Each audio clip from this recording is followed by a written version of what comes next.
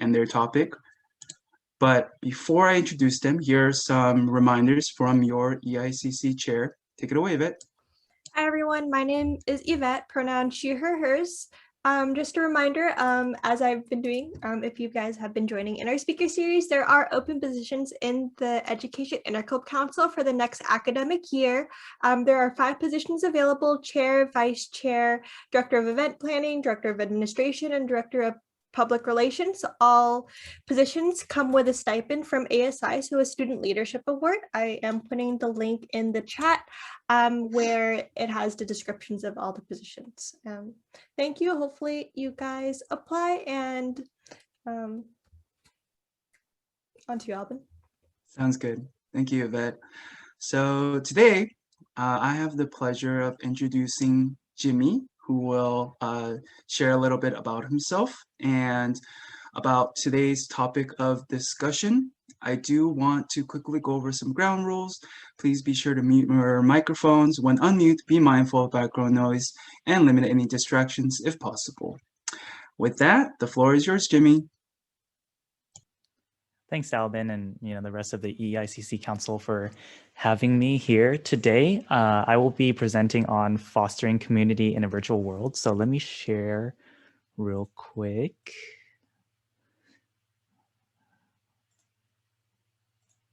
Share screen. Oh, actually, let's do this.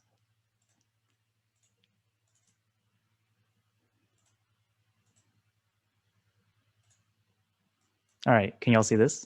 Is this operational? Am I off to a good start? Amazing, great, just how I like it. So again, I'm presenting on, sorry, computer reformatting issues.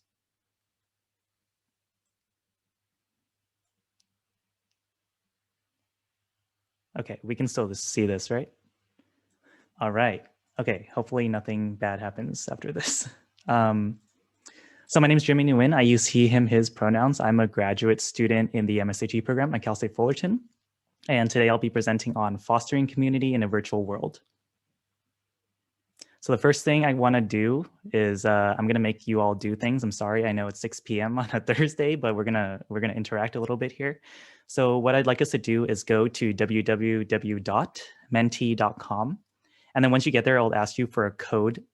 Please put this code in, and there's going to be a prompt. I'd love for you to answer the prompt on the screen.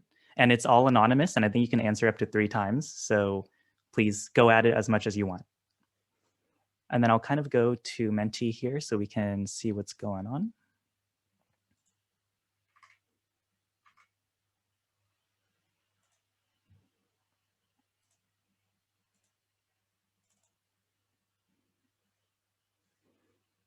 No, answers are quick. Y'all are fast.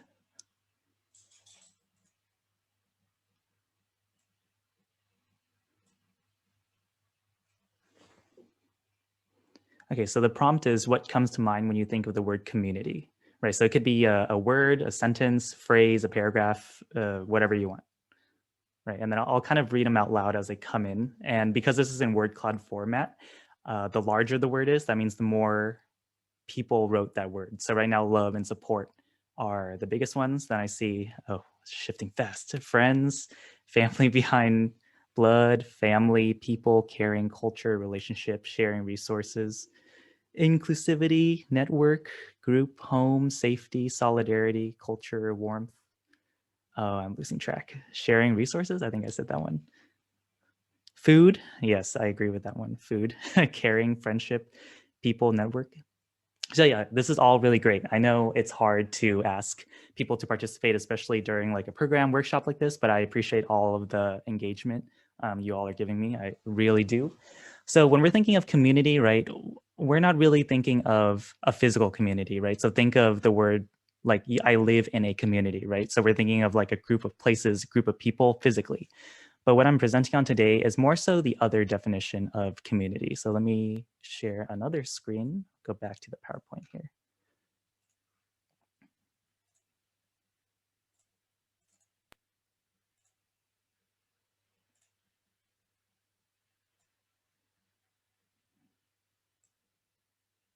Oh no.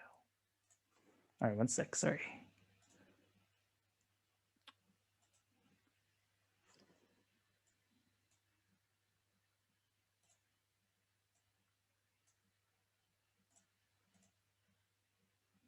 Okay, we're just gonna do it like this to keep it easy. Okay, so this definition of community from Merriam-Webster says community is a group of people living in the same place, is very important, or having a particular characteristic in common, right? So if we look at the first part of the definition, it says a group of people living in the same place. And that's what I kind of meant when I was talking about community earlier, right? So if we're thinking, I live in XYZ community, right? So we think, you know, you live in a townhome community, apartment community, an HOA community, any of those. But I'm talking more about the second part, right? Having particular characteristic in common. And obviously, you know, having people in the same place right now isn't very possible because we're in this global pandemic. So when we're trying to build community virtually, right, there are some issues, of course. So the first one being lack of control, right? We all know Zoom is seemingly not so difficult to operate, but it really is. It's really hard to use. And there's a lot of lack of control, right? So if you're leading, let's say you're me leading this workshop, there are a lot of caveats to using Zoom, right? Folks have their mics off, cameras off. Sometimes your bandwidth is not good enough to host your videos. Sometimes you can't screen share like I can't, like just now. So there's a lot of lack of control, right, through virtual communication. There's also lack of emotion. Again, it's, you know, we all have experienced Zoom fatigue, I'm sure, in some way, shape, or form. And it's really difficult to be on camera all the time. In person, right? Obviously, it's expected that you don't have your face covered with something because that's just not normal. But on Zoom, we have to make the choice to turn on our cameras. And sometimes that is a lot to ask for. And that's completely okay, right? But sometimes the lack of webcams and mics really makes it hard to establish that intimacy that you need to develop a community. Beyond that, there's also lack of connection, right? We've talked about lack of control and emotion, but just lack of connection, both figuratively and literally. We've all experienced Zoom dropouts. I'm sure I have, you know, pretty much on a daily basis, at least once a day, unfortunately. There's also the lack of connection literally to other folks, other people, right? When you're in person, it's much easier to bond. And I'm sure we can all relate to that statement. And we just can't do that on Zoom. We have to be very intentional with the things we say and the things we do to kind of culture those relationships and to culture the environment that we want to live in. There's also lack of empathy, right? And this is by no means an aggressive statement. Like, I don't want to sound aggressive saying this, but when I say lack of empathy, I just mean that all these things culminated together, it's really hard to develop that intimate relationship. And it's hard to be empathetic towards others and even towards yourself when there's not that intimate connection. Right, so let's look at another definition of community. So from Merriam-Webster again, the secondary definition says a feeling of fellowship with others as a result of sharing common goals, interests, and attitudes. And what I really want to point out in this definition is common goals, interests, and attitudes, right? And that's kind of more aligned to what we think of when we think of a community. So if I say I feel comfortable within the MSHE community, so within the community with my cohorts and my classmates, right? We're all working towards a common goal. We have somewhat common interests and attitudes, especially in school, right? And that's a little bit more aligned when we say, like, I feel like I belong to this community, right? It's not nothing tangible. It's more than that. It's beyond the metaphysical. It's what we feel like we belong to and the culture and the group that we belong to. So just quick background on me and why I'm even giving this presentation. So this is me many times. I'm a music instructor. I'm also a graduate assistant, and I'm an organizer, I guess is what I would like to say. Organizer in many different facets, but mainly, I guess, community and engagement and stuff like that. And just a disclaimer, everything I'm about to talk about, thanks, Alvin. We can never have too many Jimmys. I agree. I wish there were more of me this week. It's been a crazy week. But just a disclaimer, this is just my own personal approach on developing community in this crazy virtual world, right? There are numerous, countless ways to do it, but this is just how I found is most easy for me and most accessible for the populations that I work with. So what happened? Unfortunate. So I mentioned I'm a music instructor. If you look on the left here, that's a picture of myself, one of my very good friends, Tia, and our group of students. This is at a high school I teach at after a competition. So what happened in the March of 2020? The CDC and the World Health Organization considered COVID-19 a global pandemic. Unfortunate. But along with that, meant that all sporting events and things that weren't, I guess, mandatory, optional activities were canceled. So all of the competitive opportunities, performance opportunities, all of that were canceled and we were thrown into a virtual environment. The bad thing is, we weren't very prepared. Obviously, not a lot of us were prepared to teach or even have students be online. So it was a lot of trying to figure out on the spot of, oh, what are we going to do? How are we going to do it? And like, why are we going to do it? Right. Obviously, the why is we still have to educate, even if we are online. But the what and the how, those were the very difficult things. And going into it, my team and myself, we did not have much online teaching experience. So this is this looks kind of like mugshot photos, but I promise they're not. We took like a yearbook photo online, and I couldn't find any better photos with everyone. So this is what we're like now in the moment. It's very reminiscent of what Zoom is like right now.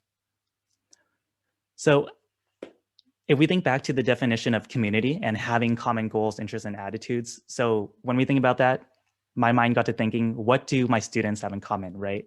And because they play music, well, the common thing is, oh, they love hitting things with other things, number one, and they love to perform and to compete, right? So how did we adapt to this environment, and how did I grow this community in spite of not being able to physically and tangibly be in their presence? So step one is identify interests, right? So again, I said, what do students like to do? My students specifically, they like to hit things with other things, and they like to compete. At the very beginning of the pandemic, when we switched to virtual, student engagement was very low. Student morale was very low. Their competitive season just got cut. A bunch of seniors who were expecting to go off and do grand things at world championships in another state, that was taken away from them, and it was bad. So quickly, myself and my staff, we had to think about, oh, what do we do, and how can we help them feel some sense of belonging and some sense of like reparation in this virtual environment. And first we had to identify their interests, which was they love to compete, they love to perform, and they love to play drums, play music. And to do that, we gave them some small performance opportunities and chances for them to still engage and to still play. So we loaned out instruments, and they were able to take things home, still able to engage in the teaching, even though we were from the safety of our living rooms. And that's what we did for the spring semester, just because it was so sudden. We gave everything out, everything that we could. But heading into the fall semester, we wanted to be a little bit more organized, right? And we really thought, how are we going to promote having more student engagement, knowing that we're going to be completely virtual in the fall still? Right? So having the goal of playing music together and performing, competing, those things, those are all goals that we set, right? And we wanted to present as much normalcy as possible. So in the goal,